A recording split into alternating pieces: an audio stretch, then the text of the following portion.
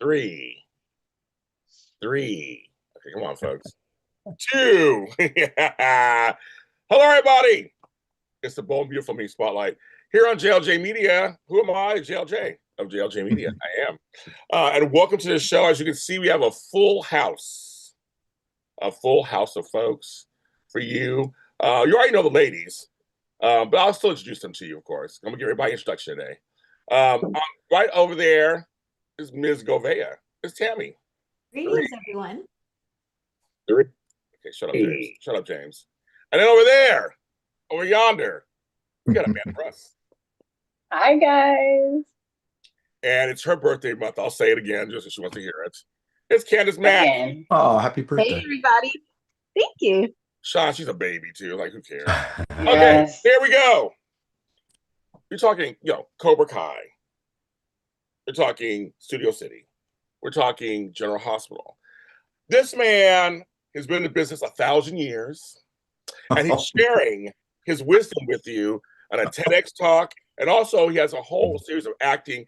He has these classes. You have to take him. He's good. I'm telling you, he's good. No, really, he's really good. I act the opposite of him. He's good. But he's also trying to help people give back, of course. So he has classes. He goes to all the cons in the world. You should go there, folks, so he can meet you guys. He appreciates his fans. He has a hot sauce brand. Folks, bring your wings, bring your hot dogs. He has a hot sauce brand. There's a movie coming out that him and his beautiful, my girlfriend, Sean Kanan.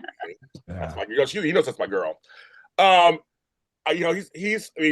my 11th anniversary of doing this part of the business, and I have to give lots of credit to Sean because he always supports me in my career. I mean, always. Wow. I mean, you're just one of my best friends. That's a two-way street, my friend. Thank you.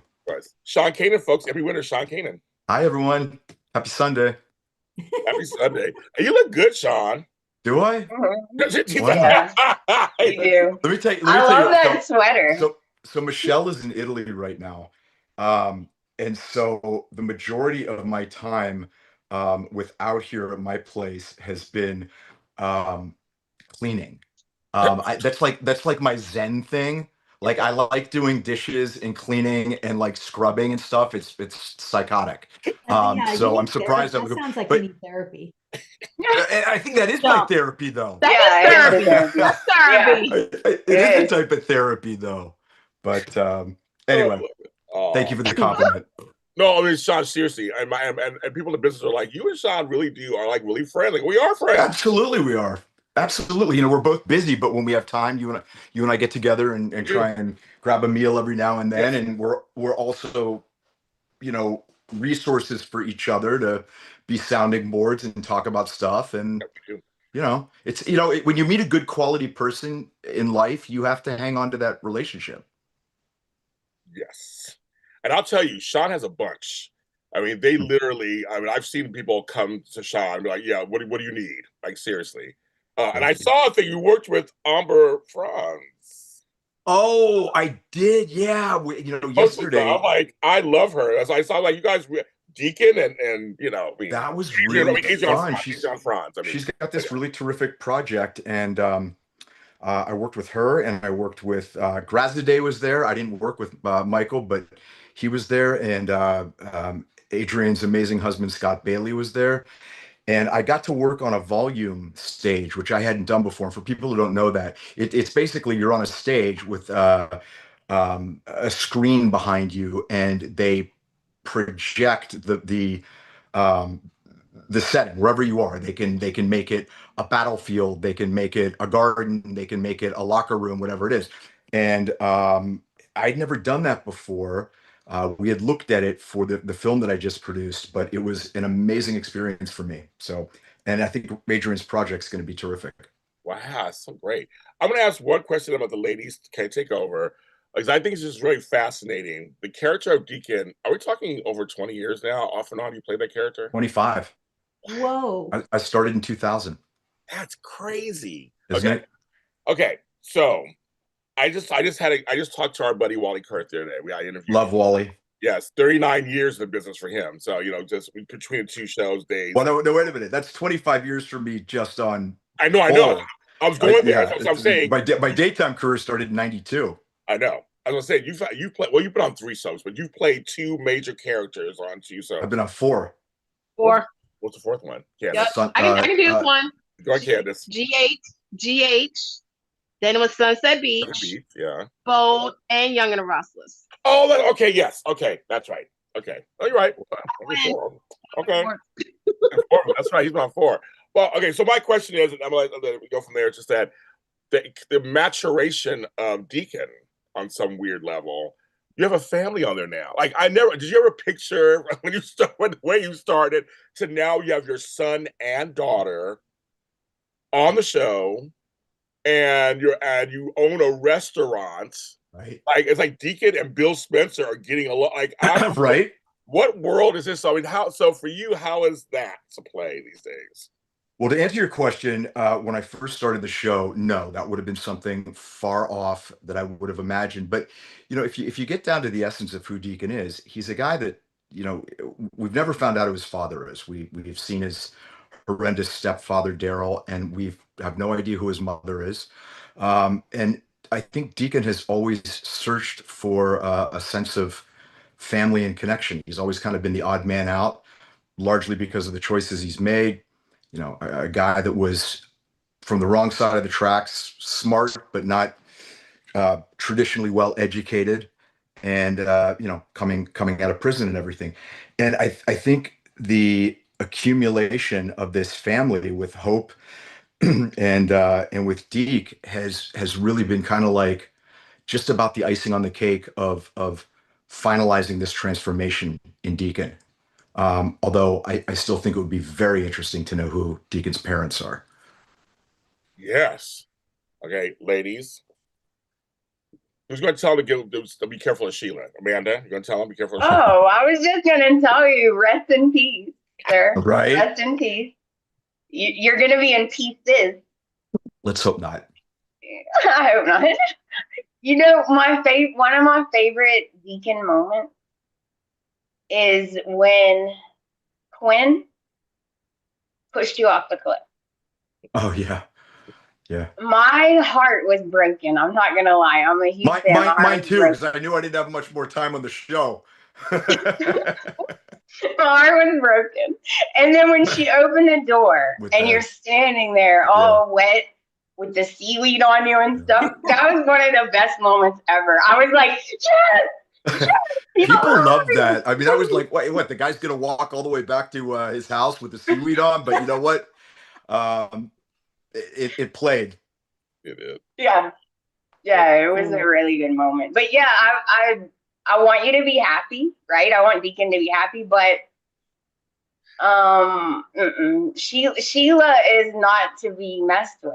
No, so she's not. I'm really scared for you. I'm scared too. All I can say is, the heart wants what it wants, I guess, and Deacon is willing to risk it, and by it I mean his life, because Sheila's not someone to be trifled with. And I love this. I love that this part of the storyline is that it's not just a regular triangle, because everybody's thinking, what is Sheila going to do because everybody's kind of finding, it's the whole soapy thing. Everybody's kind of finding out about it. Yeah. Except for Sheila. Right. It's like, at this point, as you guys are filming at this point. So it's just kind of like, wow, what is Sheila going to do if it does come out? That's the exciting part of the story, I think. It's the story. Exciting and terrifying. I honestly don't know. I don't know what she's going to do, but look, conflict and tension are, the ingredients that make soaps great. So whatever it is, I hope it's going to be dramatic. No doubt. It's going to be bad, because I already said this. I put it out in the universe that Deacon is going to be the one to mess this up, because I said Sheila and Deacon are going to be out having a dinner. They're going to be making out at home. And while they're kissing, he's going to think about Taylor and utter Taylor's name.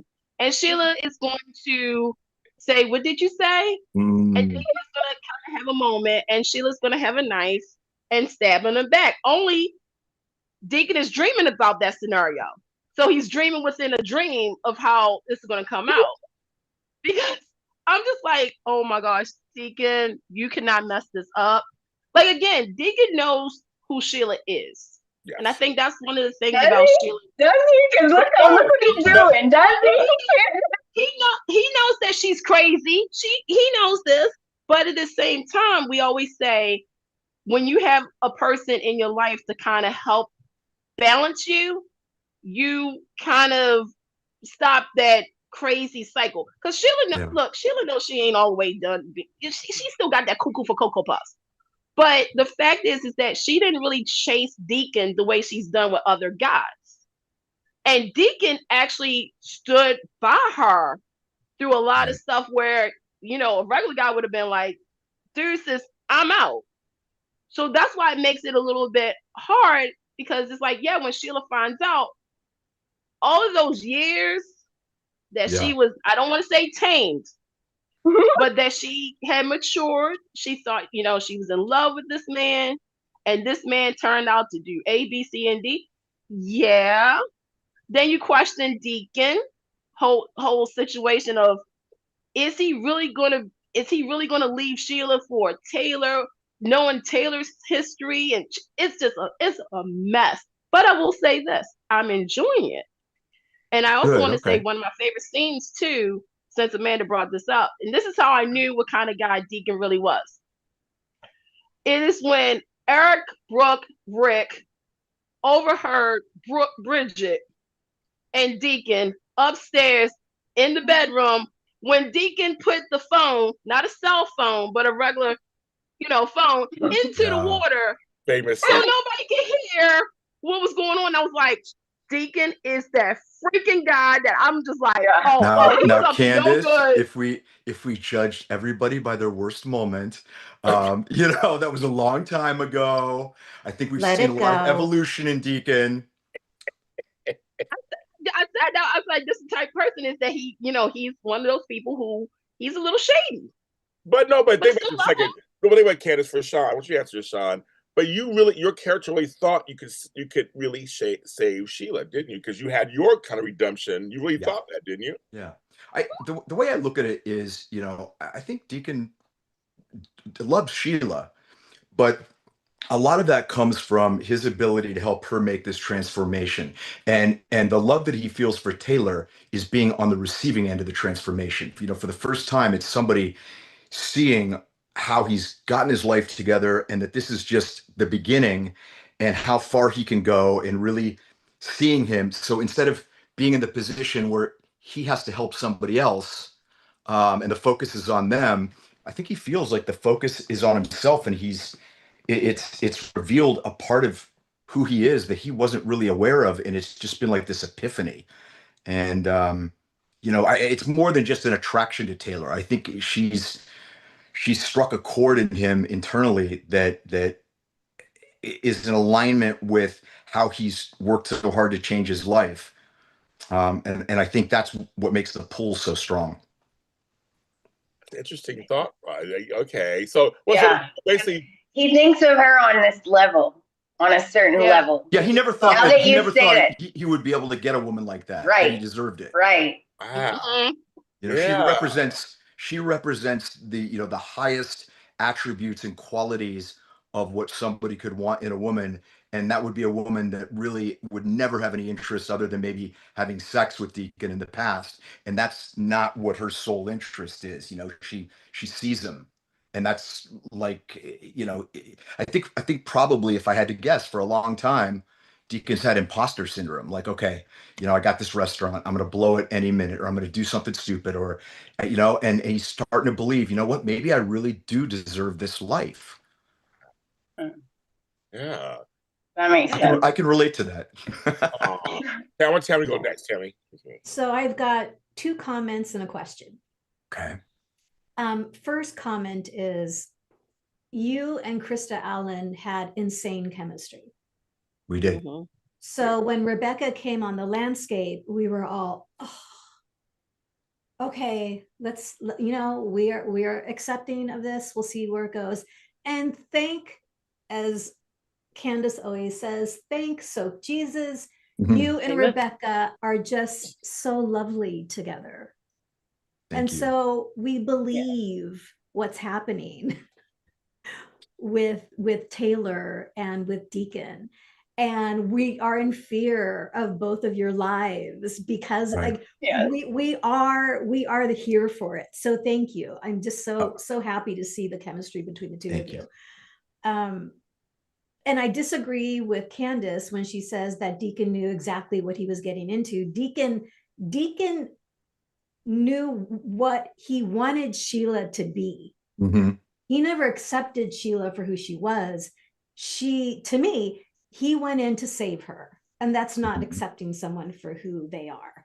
So, well, okay, but in his defense, I don't think Deacon was aware of all of her history. Do you know what I mean?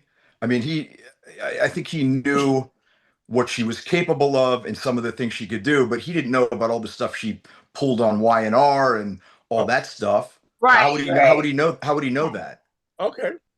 Sure. And that's where I came in with that, is that he knows. I mean, LA is quote unquote, on both, LA must be really small compared to real LA. The chat agrees with Sean, actually. The chat agrees with Sean. They're saying that they agree with Sean. And you wouldn't know that other stuff. I guess you only know what happened in LA, I guess, kind of. Right. Yeah. Kind of. Because you were off and on. And you were in prison for Right. And a lot of what she did happened in Wisconsin. Right. Like Yeah. So is that why when it all comes to light that Sheila and Lee were kind of in cahoots, Deacon completely turned on her? Well, I don't know that he completely turned on her. I think he was really upset about it, but I don't know that he completely turned on her. Yeah. But she consistently was saying she was doing one thing and lying to him, and about a woman who killed his friends. Yeah. And she felt that it was okay to perpetuate that lie. So I don't know. I mean, look, when trust is gone, my opinion of relationships is when trust is gone, you better just get out, because all you're going to do is wind up affecting a slow death on each other. You know what I mean? Our pet peeve, Sean, is not with Deacon and Sheila. Our pet peeve is with Lee, because no one has given her any grief about this. She did it. She's the one that created the whole scenario. Right. This whole scenario, and nobody's giving her any grief about it. Sheila's paying the consequences. That's a good point. Deacon's paying the consequences. All these people, it's a domino effect, and there's this bubble around Lee. Okay, so here's my question. Oh, she has a question, folks. It's a question. Really quick. You said you started daytime in 1992. I want to know, because I'm all about the journey. I want to know who was Sean Kanan in 92 and who is Sean Kanan today? Wow. This arc. Well, I think professionally as an actor, I'm a very different person than I was in 92. I mean, I've just done so much more in front of the camera and behind it that it has allowed me to become, I think, a more a deeper actor, a better actor. And I think that generally happens in life as we go down the road. Hopefully we all become better at what we do, right? But as far as a man, I would have to say that I was very much still a boy then and had a lot to learn and made a lot of mistakes. And fortunately, after a lot of time, I've managed to learn from them. So. And he has books out, folks. He has books that tell you all his stories. He has books. That's right. You can read about his story. He has a very interesting story. He has very interesting stories. Yeah. Yeah. So it's interesting. I don't think it's any coincidence that Deacon has become a better man, kind of as I have. It's really funny. The actors on the show were always like, God, how does Brad bug our rooms and our lives? Because it's just so much of what we are often going through and dealing with in our personal lives in one way or another manifests in our characters. And I think that's really smart, because without getting into a lot about acting, as an actor, you always want to draw on your own personal, emotional, and experiential Rolodex, rather than having to fabricate an emotion outside of yourself. And so if you're going through something or have gone through something, you've got a much better chance of creating it believably in your work than if you haven't. I mean, I played a father before I was a father, and I mean, I probably was believable. I like to think I was, but there's no comparison to playing a father when you actually are a father.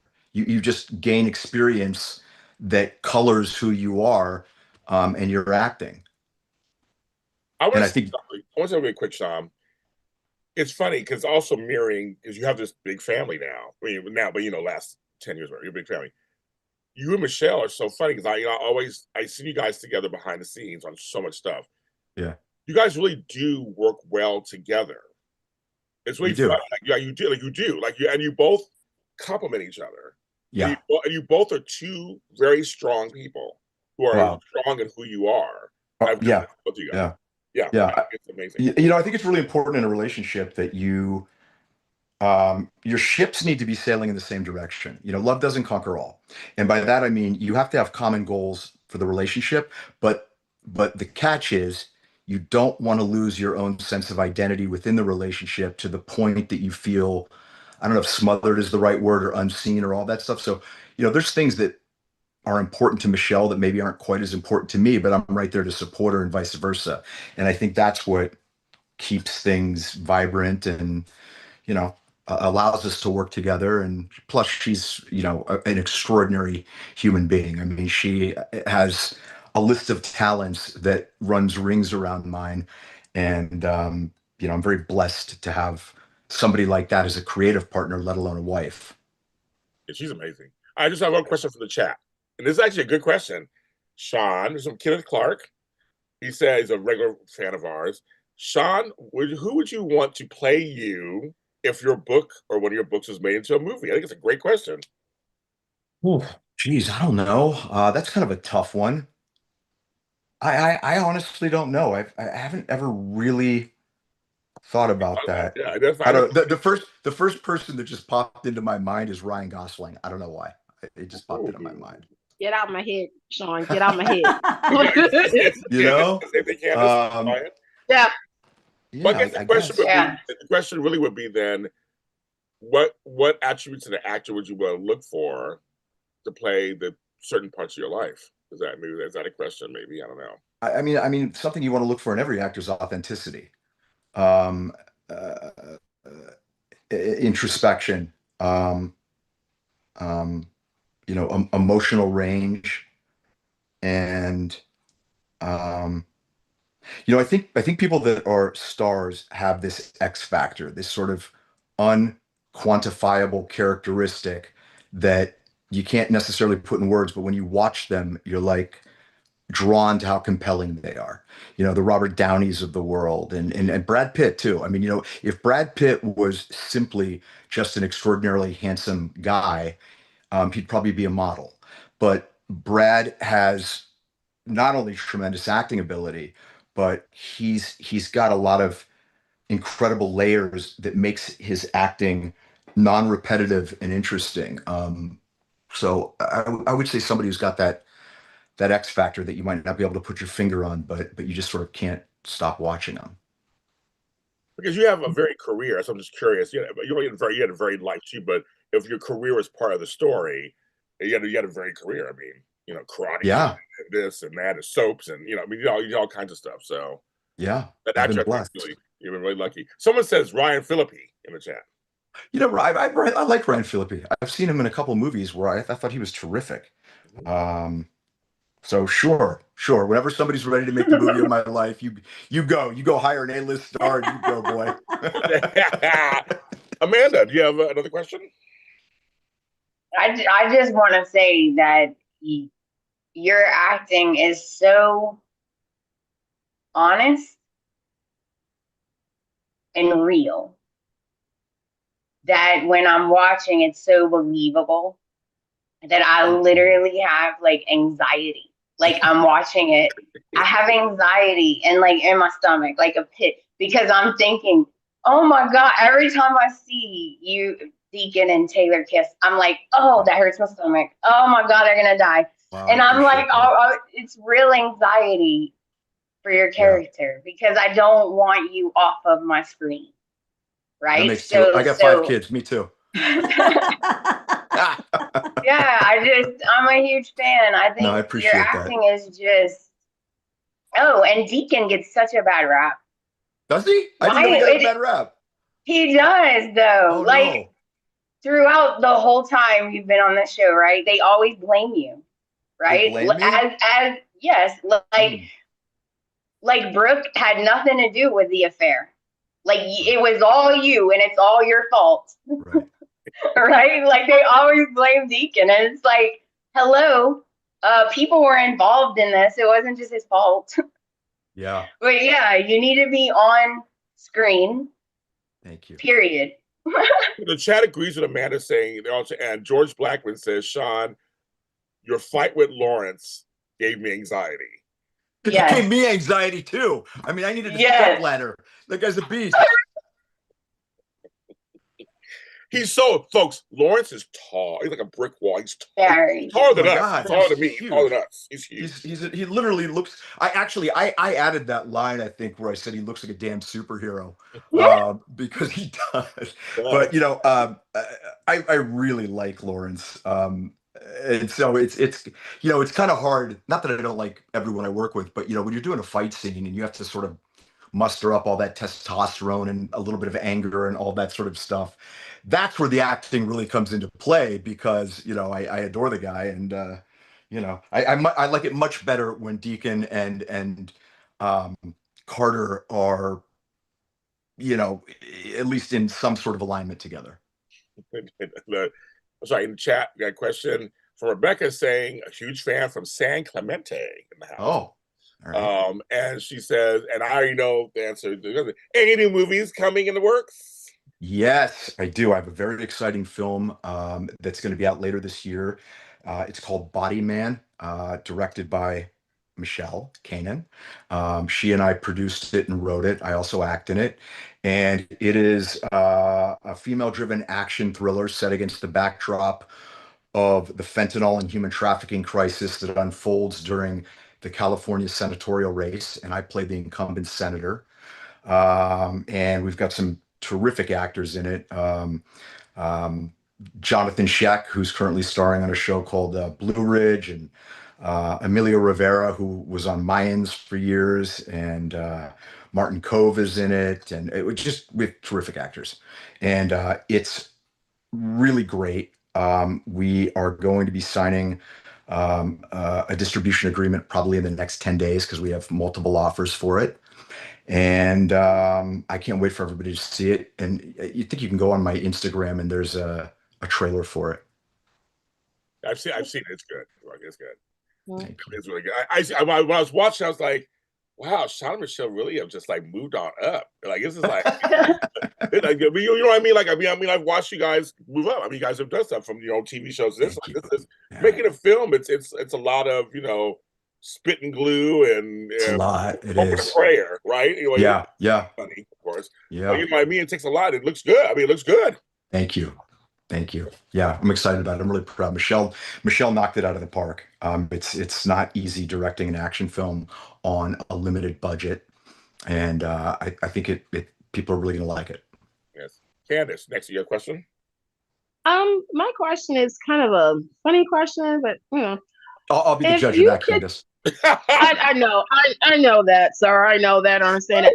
If you could pick a song to best describe Deacon, what song would it be and why? Oh boy, that's hard. That's a tough one.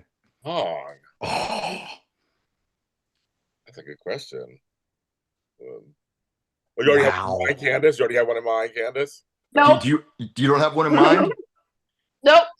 I was like, it would be a rock song of some sort.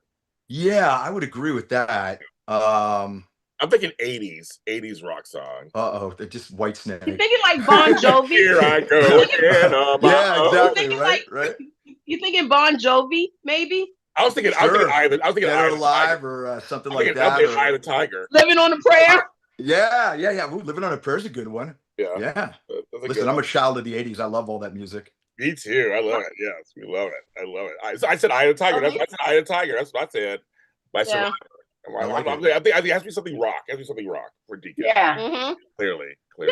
I That's agree. fun. Well, you know what? He's about to be on the Crazy Train. So maybe Crazy Train. Wow, there you go. That's a good one, right? Oh my god! Oh, they say you give love a bad name in the chat. You give love. That's right. That's a good song too. Let's hope it's not shot through the heart, right?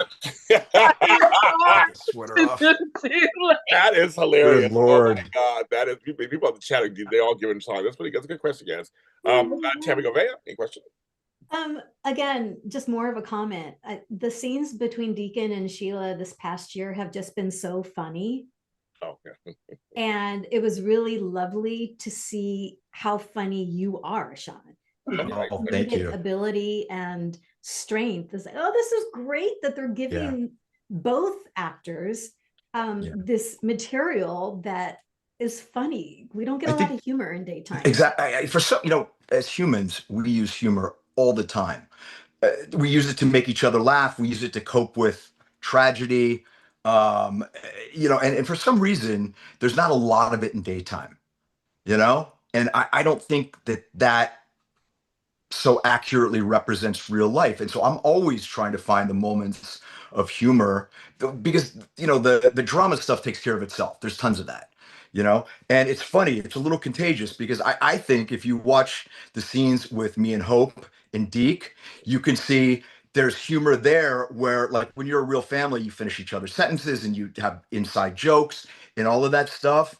And I love it because I just think it elevates the show to a level that's beyond just sort of the traditional drama and sometimes melodrama that daytimes are associated with. And Kimberlyn and I have a great relationship. As a matter of fact, her car has been parked in my parking space for the last 4 days, and she's coming over to get it because she needed a place to leave it.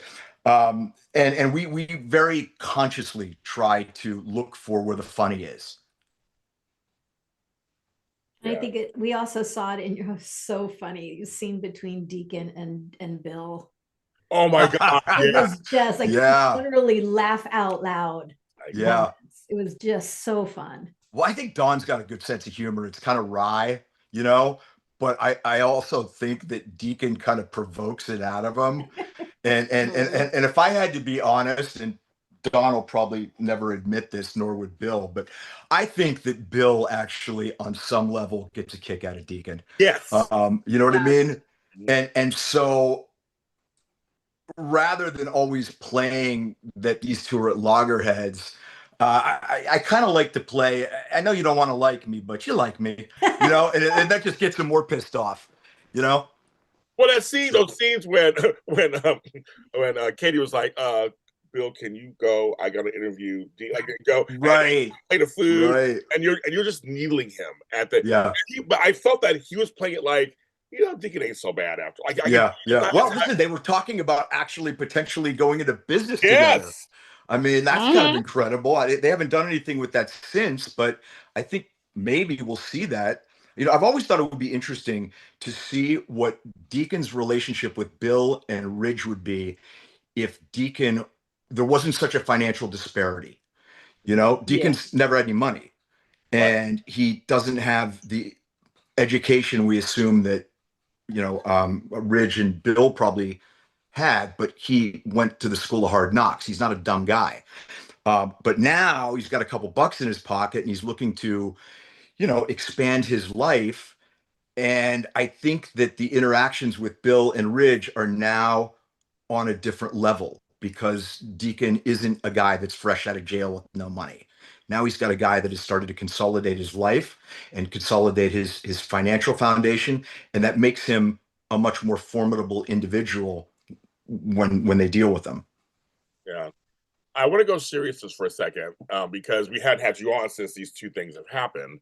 Yeah. We lost our friend, Tristan Rogers. I got to become friends with him through you. And I got to hang out with him off camera and we hung out, we eat together and fun. He was a great guy. And also lost Tony Geary. Yeah. I just want to know, just any thoughts you want to share. The fans want to know, also asking me in chat, you want to know just any thoughts on both of those major losses in the daytime community and also your friends. Yeah, I love Tristan. I sincerely loved him. he and his wife Teresa were dear friends of ours, and we all have places down. They live in Palm Springs. Michelle and I have a place there, and we would spend a lot of time together. And obviously, we worked together on Studio City, and I had to convince him to do it. And you know, I just didn't think Tristan was getting all the recognition for the level of acting that he's capable of. And I said, Tris, if you trust me and you come on board this project, I'm going to write you something that's going to show everybody what you can really do. And he took that leap of faith with me and wound up winning an Emmy. He'd never done theater before, and he did True West with me down in Palm Springs. And you know, Tris was he was funny, and I used to call him the old alligator, the old crocodile, because he just was he was one of those guys that would always try and seem like he was a curmudgeon and cranky, but he couldn't not love the guy, and I did, and I was Michelle and I both were devastated by losing him. Tony, I worked with for years. I had tremendous respect for Tony. I did a film with him, Carpool Guy, that Corbin Burnson directed. You know, but Tony, like Tristan, are living legends. You know, there was a time I used to always remind Tristan, I said, you know, you realize that there was a time in the world when you were one of the three most famous human beings on the planet. You, Luke, and Laura. Yep. And yep. You know, he was very he was humble about that. He really was. And it was just it was sad to lose both of them. You know, they both represented the golden age of daytime television. You know, when it was at its absolute apex, and they're missed by literally millions of people. Also, I want to add, they also represent for soap operas. They brought men to watch the soaps. It was okay for men to watch, like college soaps, because Luke and Scorpio and all, there was very much that adventure. Yeah. So for characters like you guys live, for you later as Deacon, you know, the anti-hero, that whole kind of. Absolutely. And I think anti-heroes are so much more interesting. You know, I've said this before, James, to you, that I think in life, very few things and very few people are monolithically one thing or another. Good, bad, black, white, this, that, whatever. And it's the nanoshades of gray in our personalities where sometimes good people do bad things.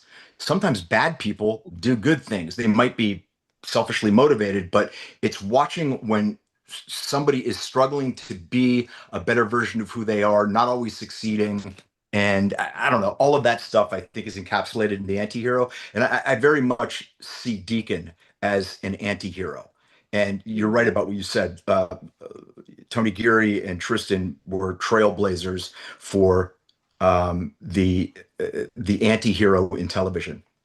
They were, totally were. Who's that? Tammy, I think it's Tammy. Tammy, what's that?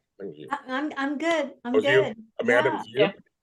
I want to thank you for the comedy because I totally agree with you on that. I'm a very, if you can make me laugh, we're friends. So like, I love laughing. I have a good sense of humor. So I do think daytime is missing that a lot. Yeah. Like, and Candace, myself and Candace got to go to your comedy show. Oh, that's right. Oh, that's so right. We saw the funny side of you, and it was a really good show, guys. Thank you. But yeah, you bring that to the soap. Thank you. And I love that. Well, you know, you did that too as AJ. There were times when you and Carly were. I think AJ was funny sometimes too. Yeah. Oh yeah, hilarious. And I mean, the second go round when it was with Laura Wright, you guys had some hilarious escapades. And it was like, finally, because I mean, I know you're funny also off camera. It's like, but daytime doesn't do that very often. They shy away from comedy because maybe it's too hard to write or something. I don't know, or just the time. I don't know what it is. I think first of all, not everyone can do comedy. It's not in everybody's wheelhouse. I think also, if I had to guess, and I'm extrapolating here, and I may be completely wrong, but I think sometimes daytime maybe fears that if they don't wring every moment of drama out of something, that somehow a storyline is going to lose its gravitas and its emotional punch. And I think that the comedy just shows one more side of a multi-dimensional story. I think we like to see two people that ostensibly don't get along together are able to share a laugh for on common ground, or when something horrific happens, a character defaults to funny because sometimes we do. They always say people react to death in different ways. I mean, there are people that when something like that happens, they laugh. I don't know. I'm not saying that's what it is, but I just think it kind of opens it up to making our shows, and I can only speak for our show, Bold and Beautiful. I think it makes it a more well-rounded show. Now, I will say this though, that because Bold and the Beautiful is syndicated in dozens of countries around the world, people in different parts of the world laugh at different things. And for instance, as Americans, we all know American pop culture. I can make a reference about the Brady Bunch and blah blah blah, and maybe something funny comes of it. But if you say that to somebody in Kazakhstan or whatever, they don't know what you're talking about. So that may be a reason why they're hesitant to do that. But I do also think there are things that are intrinsically funny that cross all cultures. And if we can find those things, I think we should keep doing it. Well, the toe comments. They milked those toe comments for a long time. Sheila and them 8 toes and 9 toes and 8 toes. I mean, I thought it was hilarious. So it was kind of funny that they kind of went with that. They kept doing that. I want to thank you for your time. That was hilarious. But I want to thank you because you came on for your time today. But I want to ask you also, because you are doing other ventures, and I did bring up your hot sauce. Yes. Can you tell folks about that? I got to get my packet of hot sauce from it. I get my stuff right. Next time I see you, I've got Bad Boy hot sauce.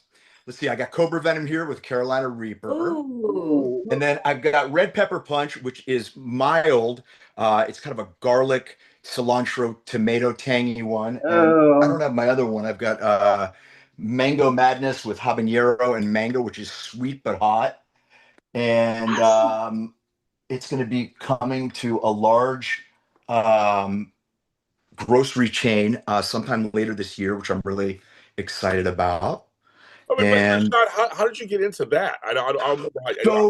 My first book was a cookbook, The Modern Gentleman, Cooking and Entertaining with Sean Kanan. I'm a foodie. I love food. I love hot sauce, and I just thought it'd be kind of fun. And then when I was thinking about, okay, how am I going to market this? Bad Boy Karate. It just sort of started a spin off, and it's been really fun. It's been really fun getting involved in a food product venture. I've learned a lot. Whenever you give somebody something that has food in it, it's a great way of creating a bridge. It's like breaking bread. It's like the same thing about laughing. If you share a laugh with somebody or you share a meal, it puts you way far down the road to creating a relationship with them. And I don't give people business cards. Sometimes I show up and go, here's a bag of hot sauce. And they're like, oh my God, thanks. I love hot sauce too. And before you know it, so it's a conduit to creating relationships. I love that. Candace, I'll let you have one of the last questions. I just want to say thank you for coming because you're so busy. Yeah. Thank you so much. I always have time for you guys. And James calls me and I say when. He does me. Calls me and say when. Do the same thing.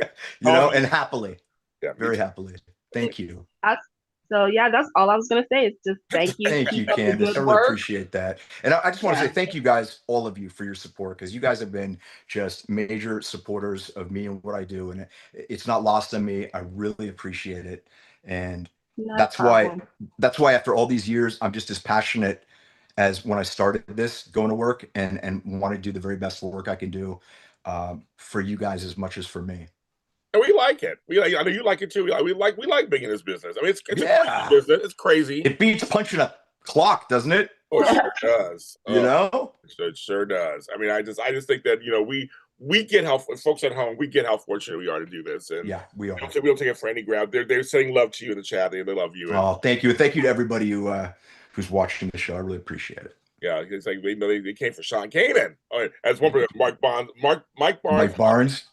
There you Hot go. sauce. I mean, that name is going to go around with you forever, man. Yeah. Hey, listen, you know what? That's not the worst thing in the world. You know, it's been a wonderful gift in my life. And you know, I think a lot of people they tend to resent the thing that made them famous, and it makes them unhappy. And I think if you embrace it and live in abundance and gratitude, that's the way to do it, right? Yep. Everybody's thinking Sean in the chat to you guys. Everyone, thanks for watching the show. We're off next weekend because it's Super Bowl weekend. My team isn't there, but I'm be eating something somewhere, I'm sure, next weekend. But we'll be back the following weekend. Right. Whatever weekend that is. For Tammy, Amanda, Candace, Sean Kanan, and myself, we thank you for watching, and we'll see you next time. Bye. All right. Bye, guys. Bye. Take care. All right.